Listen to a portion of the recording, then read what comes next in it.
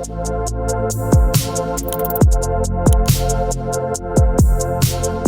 everyone, I'm a filmmaker called Alex. Hopefully you've liked and subscribed the channel. Please do so when you can. So this is my iPhone 17 Pro, and this is my, say, third camera. I have a couple of Blackmagic cameras, a 6K Pro, 4K Pro, which I'm using as this teleprompter, and also this micro studio camera as my top-down camera. But I want to kind of branch out a little bit, and it's quite exciting to be able to do this with an iPhone, because OpenGate's fantastic. Being able to shoot in PRORES is massive for an iPhone. The files are huge.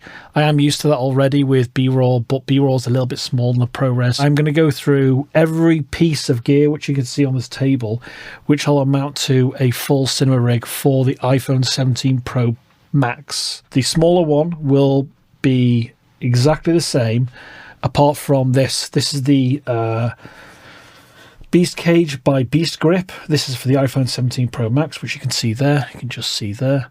And this is suitable for this phone. If you need to get the smaller one, you need to get the appropriate cage, and that's really important. But we'll go through that a little bit more later. So, you don't start with a phone. This is an important thing. You don't start with a phone. You start with a base. And whenever you build a camera rig, I'd say for filmmaking, because I've shot a documentary feature, so it's my first feature film. I had a huge setup for that, and I wanted to have a similar experience. Not in terms of size and weight, especially the weight, because, you know, if you're shooting with an iPhone, why would you want to increase the weight of your camera? So this isn't what's the slimmest version? The slimmest version is the phone itself. And that's it, really. You know, you wouldn't shoot with anything else if you're doing, you know, basic stuff. But you want professional audio. I want to use professional lenses like my Anamorphics, my Remus lenses, and just shoot and see what I get from this.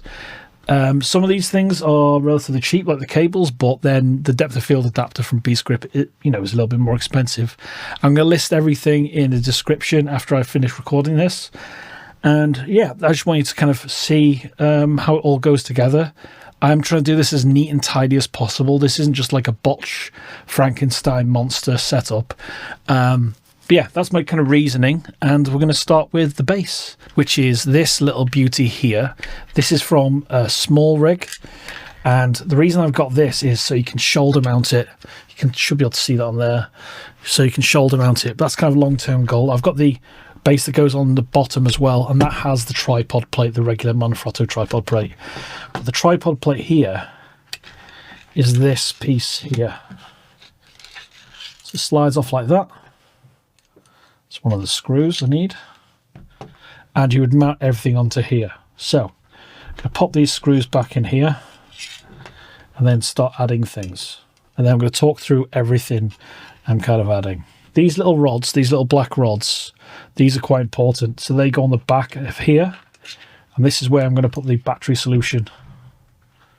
So dead simple. They come with this kit. Can't remember what this is called, but it's going to be in the description, everyone. Okay, so that's going to have my battery solution on the back, which we'll put on now, actually. So this is the CG Cine V-Lock kit. Now, this is an amazing piece of kit, and this allows you to put two V-Locks on at the same time, hot swap them. If you've got one that's dying, there's a battery indicator on here that also tells you how much battery you got, roughly. And it's got all the D-taps in the world. It's got 1, 2, 3, 4 D-taps and other connections as well, which is massive. It's got PD out, so you can power your camera or other bits and bobs with USB-C there as well. And this has got a mount fixed on the bottom. So, and it's got a kind of a dummy V-lock on the back as well, which we don't need. So this is going to go on here. Try not to block the cameras. Move that out of the way. So this is going to go on here. This is the battery solution. Tie knot now.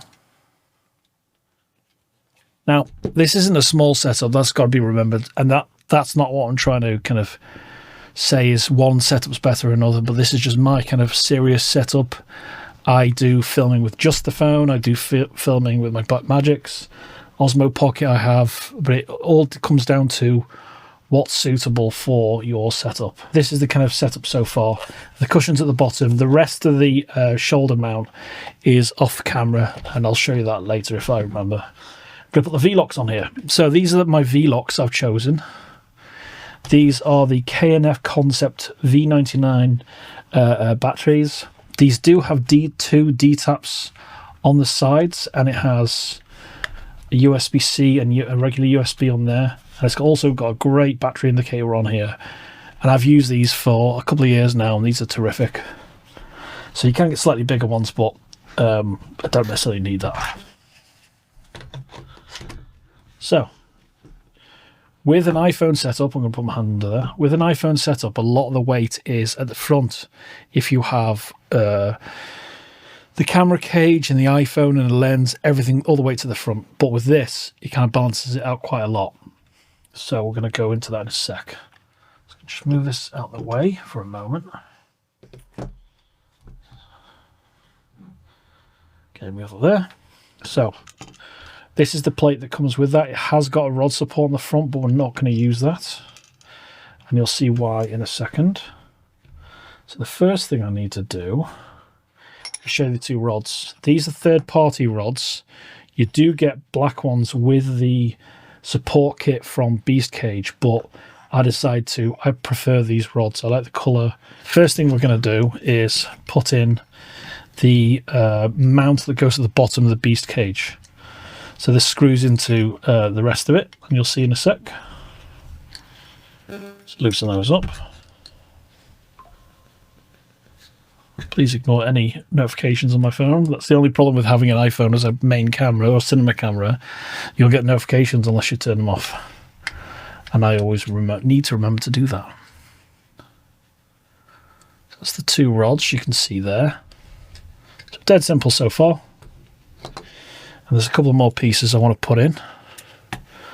The lens support, the depth of field adapter support, and there's another one here. This is an extra small rig part, which you can buy on Amazon. It's dead simple to get. But I'll explain that in a sec why you need that. So you put this support on first, because when you screw it into the tripod mount, you just have a single screw here. And with this, there's no screw point at the bottom of this. So you'd end up having just a single screw point end on a tripod, and it would start to twist, and you never want that. So that goes in there like that. You put that in upside down so it aligns with that. You put this overall BeastGrip support in, and then you put in the lens mount. Sorry, the lens support, not lens mount.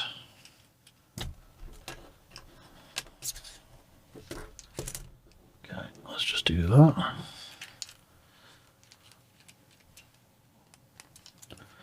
So that's at the right height. I've done this before, you see. So that's the lens support. That's a small rig. Let's turn that to mute.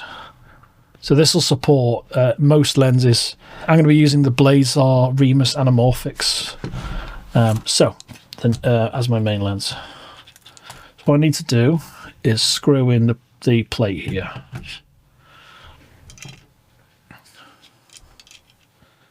My other screw,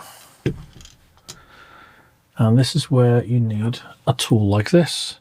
This is my Tilta multi-tool. Absolutely love using this. As all multi-tools I've noticed, they all get loose, and this one's no exception. Just tighten that one because it doesn't need to go anywhere at the moment. And this will stop it twisting, and that's massive with any cinema gear, especially with I'd say this is professional, but when you're a consumer level, let's say consumer level, you need to make sure gear doesn't twist, because otherwise you'll end up with snap screws and gear you can't take apart. So there's the tripod plate, the two parts to support the BeastCage, the lens support, and the extra connection here. It's really important to remember. And now we can go back to this. and we can slide this on just like this, I think. Yeah, I hope so. So this is it so far. Pretty simple. I might need to take this off so I can move this a little bit. Might be a mistake I've made. No, I can slide that along. So you undo this, there's a little latch here. You open that. And that's for this. That's really important. So let's talk about that for a sec. So this is where we go with the iPhone. This is a big step. So with the iPhone, there's a few components. There's the BeastCage 17 Pro Max. This is the lens mount. So this mounts the depth of field adapter from BeastCage. It's the M37 by 0.75. This goes on the wide lens, I think. So this depth of field adapter goes from one of your iPhone cameras to EF. Now you can adapt this for PL, and I've done that before. But for this example, I've got my EF mounts on my Remus lenses. So let's pop the iPhone in here. This is a really important note, by the way. So you can just take your iPhone out. Once you've got all this gear together, one of the biggest issues you've always have when you have a rig is taking your camera off for everything else. So, you know, you've got quick release plates for bits and bobs, but for this, you need not worry about that. So this BeastCage, and this is really well made. This is the only one I'd recommend. So you've got this little switch here. Got this little switch here that you pull back. It opens up this piece here. You've got to be careful. There's some parts of this are quite thin, so you just got to be a little bit careful with that. So let's go into there. Like, it's really soft. It feels really secure, which is really, really, obviously, you know, when you've got an expensive phone and you're turning it into a camera, you've got to look after it. So just a little note, on a lot of other cages, they cover the back, but I like to put my storage here, the SanDisk, and I'll talk about that in a minute. And then you just got to remember, if you're putting it in a bag, these parts of your phone are exposed, so you just got to look after everything. And that's that. That's the iPhone in the BeastCage, which is really nice. And this goes over the camera, helps protect the other lenses as well. So you've got to use this little knob here, loosen that off. That's loosened here. Just cover that up here, like that. Sits in there nicely. And then you just tighten that. Nice and tight. And go over the top, you don't want to over tighten it. And then, you know, that's it covered there. And that's where your BeastGrip adapter, depth of field adapter screws on. So we do that now at this stage. Little metal caps, that's quite nice. So then this screws on here. Get a nice light there. Screws on like that. Nice and tight like that. And don't worry if it's going to come out of alignment. We can sort that out now. So you just realign that. So that is that. I'm going to put the inner cap on the EF mount on there, so you can see basically that is how you'd normally have. You can put a lens on here, you can use it like this, but the amount of weight and support you put on here, it's a little bit kind of risky. So let's bring this back in. It's our main base unit, and then we're going to screw it into here, the bottom point here. So let's put this in here like that. There are tightening points across this whole thing, so as I go along I am tightening.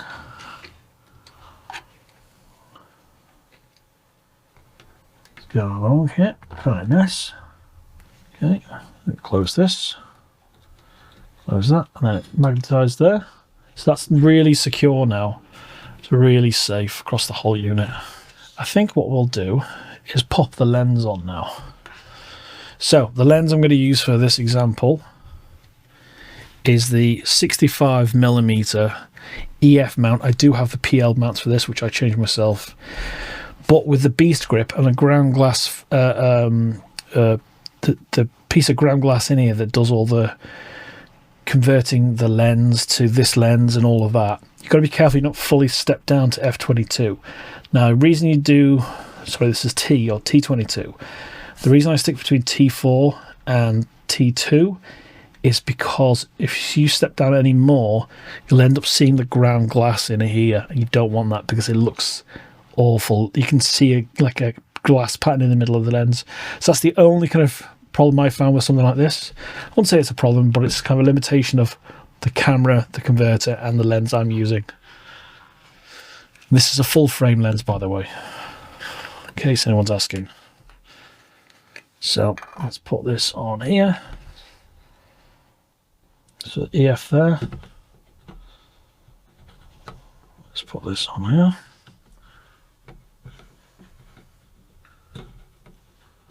Okay. Then turn it like that.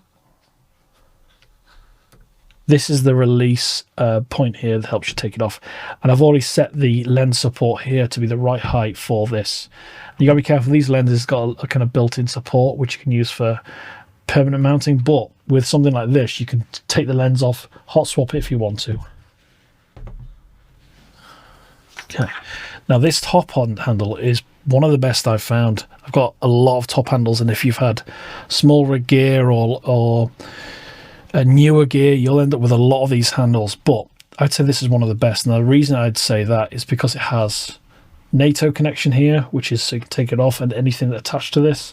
It's got a place for an actual tool already built in, and it's got 1, 2, 3, 4 cold shoes, so really handy for putting gear on. And it has a 15mm threading hole here. I'll just loosen that. So you can put a piece of gear straight across on top, so you can put monitors or whatever your setup is right in that. And we'll come across why that's so handy in just a sec. So this is the top handle I'm going to touch. This is from Left Photo. Never heard of the company before, found it on Amazon. Absolutely terrific. So we're going to put this on top.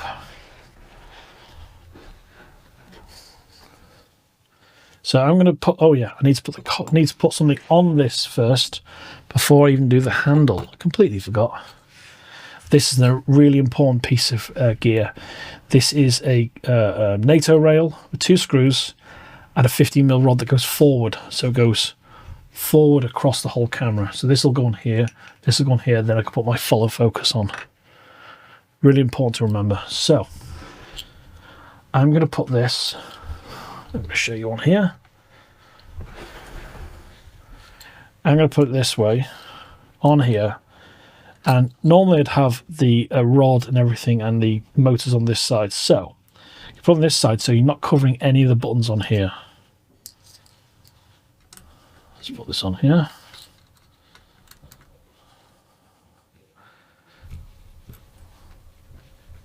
Tighten really well. I try not to over tighten things, but you know, it's difficult to do that when you want to look after your gear. And this is my top handle, which I'm putting on here. So I've got NATO rail here, and this is going to sit nicely on here. Just going to make sure I undo that fully. Okay, thanks to that. Preface this is a full cinema mount. So when you've got a port keys monitor like this, it's got fantastic connections. You can do everything with this. And don't want to hold it that way because it's just a blank screen. And I've got a really great menu system on here, and you can also put a wireless wireless transmitter on the top here, and you can power that by the rest of this, and that's what that can dummy batteries on the back. This is the best monitor I've ever used, and it's 7 inches, but it's a bit big for this setup. But we're going to use it because it is fantastic. I've got this Tilta mount as well, and I use this for my car mount stuff whenever I mount a camera on the car, and it connects to the bottom here, and it's got those guides, so you can't go wrong. But we're not going to mount that first. We're going to mount it to here. So if I just mount that like that. So I'm going to put the monitor in a sec, and that's where you can see it now.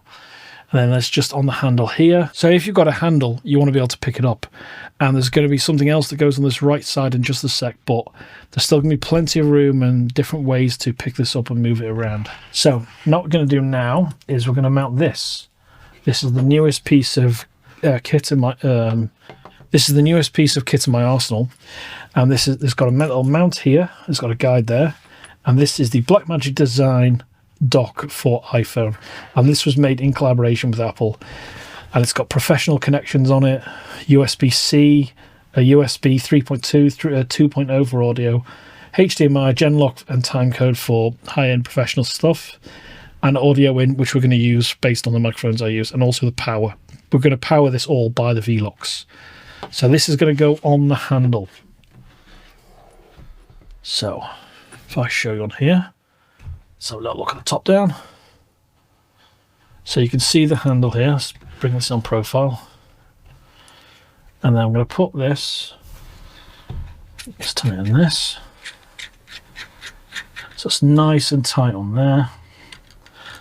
And then this is going to be screwed on the side with the cables pointing down. So a lot of other people mount it different other ways, but this is how I'm doing it on my setup. So this is where some of the cable management starts. That's a big thing, isn't it? Cable management. But with this, it's pretty straightforward. This tucks around underneath. Let's see if we can show that on here. Tucks around underneath. Let's just turn on another light. This might help. Okay, so that gets tucked down in the middle, and then it goes into the side and plugs straight into the phone. As you can see, it's pretty neat and tidy. Everything's in the center. That's always been an important thing. The red lights mean this is receiving power but not fully powered. So we're going to power this properly now. So we're going to power this with this Alvin cable. This wasn't cheap, but good cable. This will, you know, like everything else, this will be listed in the links to the bottom. They're not affiliate links. They're not yet. We'll screw that to the 12-volt power. And this goes into D-tap. So I'm going to show you here. So we've got two D-taps here. This is going to go in the bottom one, for the moment anyway. Well, plugged in. Turn that on. And it goes from, then you know it's fully powered with the green. So just turn this on, power from the V-lock plate, from the two batteries, and then you can see the battery indicator on here. And then you've got fully powered Blackmagic dock, and also just charges the phone at the same time, which is really handy. We're going to do the follow focus system now. So that comprises the Tilta Nano, and that's the handle I have here, and I normally have that on the handheld, the shoulder mount, and then I just pull focus on here. That's completely separate wireless unit, so I'll just put that to one side. Got a rod here, and I got one motor. Do have two of these. These are really great. One for normally for aperture or zooming with my DZO film prime zoom lenses, but I'm using just for focus on this one. Sorry if I'm mumbling. Just for focus on this one, because I'm sticking between T4 and T2. I'm not really bothered about operating that. So this goes, and you'll see why the NATO rail to 15mm rod adapter works so well, because I'm going from the back to the front, and this goes all the way there, and it's more than long enough. I'm going to put the motor on. Hopefully I've done it the right way around. Let's have a look. Yeah, so I'm going to put the motor on like this. And there's a button on here to be able to change what it does.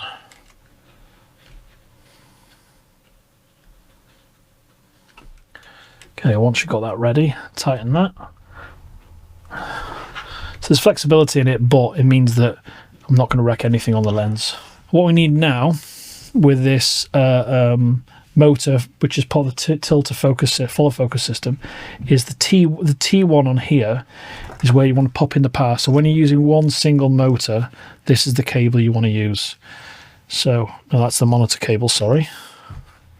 This is the cable here, USB-C to D-tap. So this came with the kit.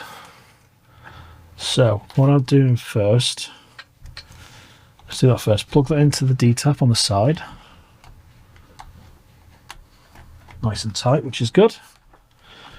And then I'm going to use this little screw at the top. You know, the little turning pots on here. You can kind of feed the cable up, keep it neat and tidy around that, or I might change my mind on that. So you can see here, I've just tied that cable off. And then I'm going to twist this around a few times.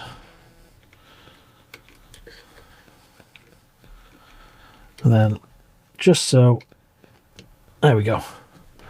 And that's it. And what that does, that's the purpose of that. It feeds the power to the motor. And that's it so far. So it's got battery solution, camera, top handle, the dock, which is a huge part of this. And there's only a few more bits now. So what we're going to do now, let's put my favorite part of this. This is one of the cheapest things I've ever bought. I don't know why I didn't buy these sooner. So these are spirit levels. These are tiny little spirit levels that screw onto your gear. Now the tripod I use is a standard Manfrotto tripod. It's quite heavy duty because obviously the weight of all the camera gear I've used, from this to bigger things.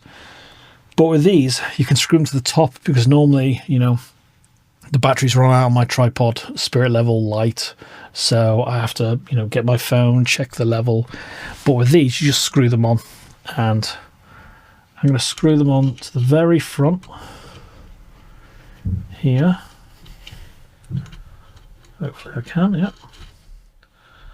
And on here as well. So one there on the side. So if the camera's high up, I can see those. I've also got the one on the tripod as well. They're really handy. Got this SanDisk. Now, the only issue with this SanDisk, it's not the drive. The drive's fantastic. And I'll show you why I bought this particular one, and that's the sticky bit, which is a problem. Is the SanDisk goes on here and fits right on there. So, very neat and tidy, as you can see, and then there's no problems.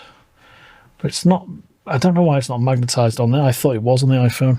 So you're supposed to use one of these stickies, and this is the only problem I had with this, is that goes on there like that. It doesn't stick anymore. It comes off far too easy. And that goes on there like that. So I'm going to have to work out a solution. So if it falls off, you can see why. The next thing is a right-angled USB-C to USB-C as well. And this allows for just a short distance, and these are lovely flexible cables. I've used a lot of these before. And this will go into the SSD, no problem, and straight into the Blackmagic. So, flexibility to be able to put this drive right there like that. It's supposed to stick like that, so I need to find a solution for that. So if you've got any suggestions, because the sticky isn't good enough, I don't want to use the mount, I don't want to use any other drive, this is the drive I want to use. So how can I wedge that in there? That's what I'm thinking. So that's that. So the next thing, or the last thing, is the monitor. And I wanted to do this last because it'll be off camera shot. Yeah. So you've got the guides on here, you've got the main screw, that'll align with the bottom of here.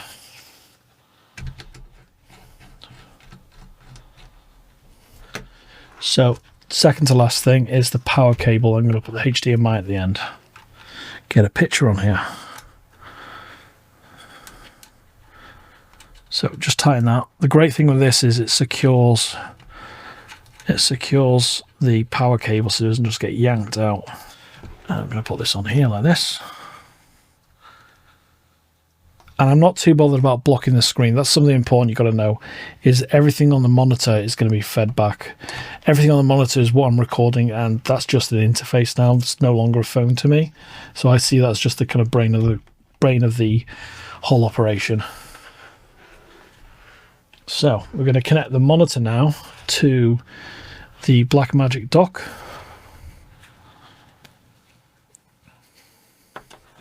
just see which way round, because I always forget. Let's see which way round that is. Okay. That way like that. And that is it. That is absolutely it.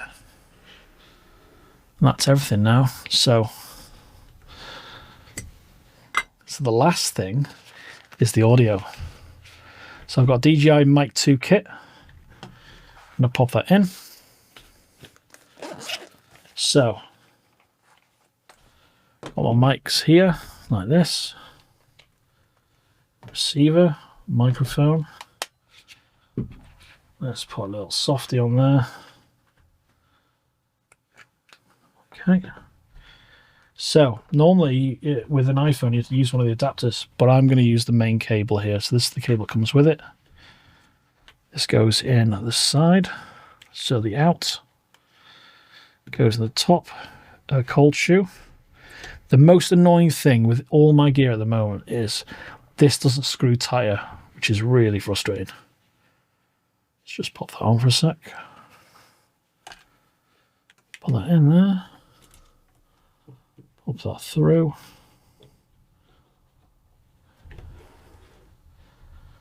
And then this plugs straight into. So my DJI Mic 2 receiver plugs straight into the audio in here. That's it. And that is the entire setup. Hope you've enjoyed this video. And that's my ridiculous but amazing iPhone 17 Pro Max setup. If I was putting this on a gimbal, I would have just the iPhone, the BeastCage, and I wouldn't even use the Blazar lenses. I would use the 1.5 squeeze anamorphic lens from BeastGrip and then just mount it straight to this. These lenses are much higher end, so that's why I've got this big setup. So I'm just going to put this on a tripod now and see what you think.